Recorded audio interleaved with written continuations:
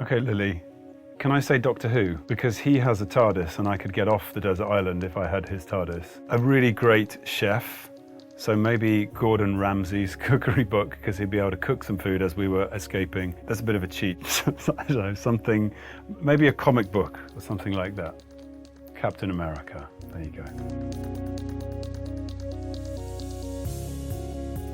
Okay, Heracles. Actually, with Dickens, he really gives you all the information that you need to create that shade. He's such a descriptive author that, I mean, really he describes the physicality of the person. Sometimes he describes their voice, but it's sometimes an instinctive thing that you can kind of hear the voice of the person because the description of them is so good. It's one of the reasons why I chose the book.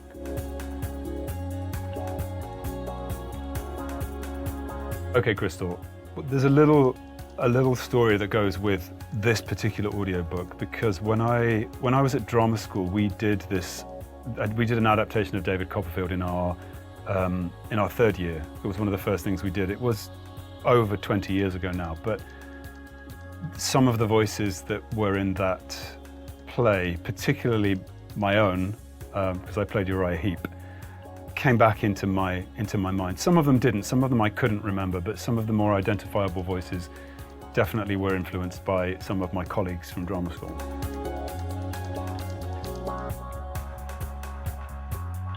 Vale, I think the first book which had writing in it that I remember was weirdly The Hobbit.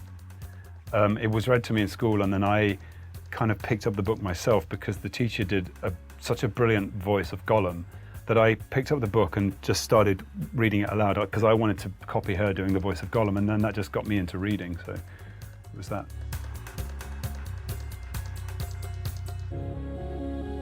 Okay, Lara.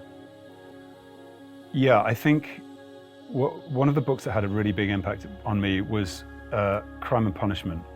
And I still remember the moment where he commits the murder, but as a reader, you're so engaged with the character that you find yourself not wanting him to commit the murder and forgiving him when he does, even though it's a terrible thing. And I think the reason that it changed me is because it gave me the ability to have empathy with people that do terrible things. And actually, subsequently, through my work as an actor, I've always been drawn to those characters that tread a dark path or take the wrong path, that good people that do bad things. And I think it was that book that definitely influenced me.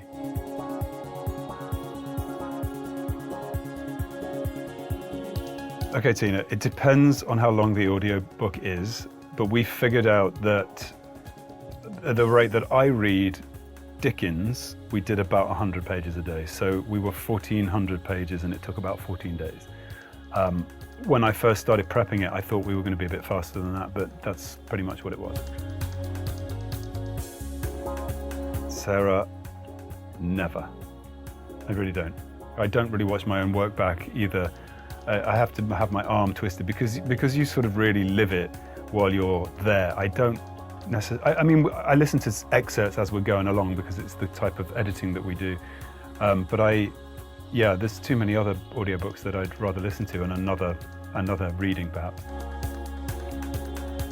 Betty, I've always done a fairly good regime of voice work. It involves probably 15-20 minutes of a bit of Alexander technique, a singing warm-up. It's one of the warm-ups that I used on The Hobbit, but also it comes from years at drama school. And I do have quite a robust voice, so it rarely goes. But with this kind of work, you have to be able to be very still and physically not move around and still be able to produce a big sound, which is quite difficult. So yeah, I do various things.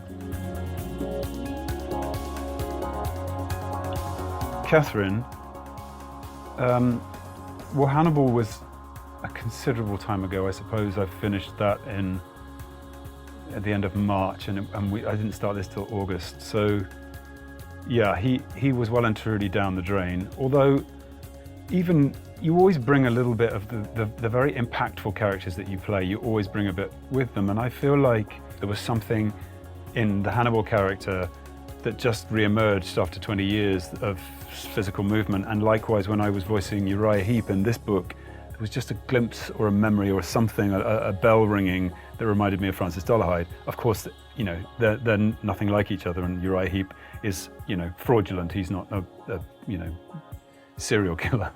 But I don't know, they do connect, and I let those connections happen.